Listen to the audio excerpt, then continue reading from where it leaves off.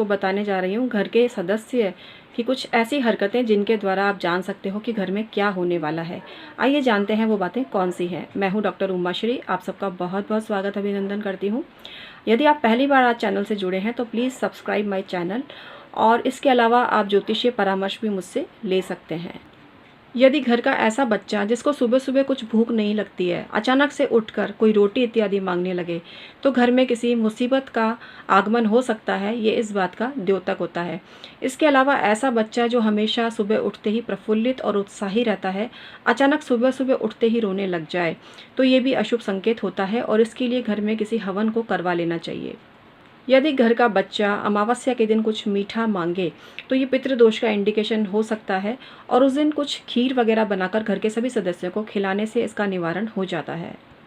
यदि घर की स्त्री असंतुष्ट रहे, बात बात पर क्लेश करे, तो ये घर में किसी ऊपरी बाधा का इंडिकेशन हो सकता है, और इसके लिए घर में कोई हवन इत्यादि कराना चाहिए। इसके अलावा उस स्त्री को गुरुवार के कम से कम 7 व्रत कराने चाहिए।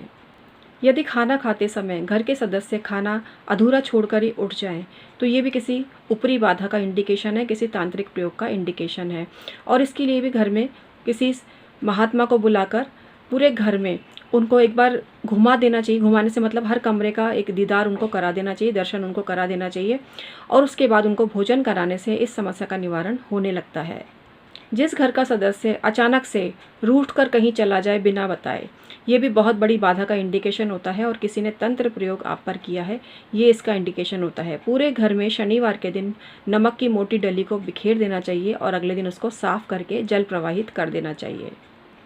घर का पुरुष यदि घर की स्त्री के साथ मारपीट और गाली गलौज करे, तो ये बहुत ही बड़ी बाधा का इंडिकेशन है, और उस घर से अन्न और धन का क्षय होने वाला है। ये इस चीज़ का द्योतक है।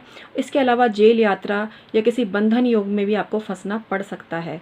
इसके निवारण के लिए शुक्रवार को अपनी पत्नी के वजन के बराबर ज्वार और चावल का दान किसी धर्म स्थान में करना चाहिए।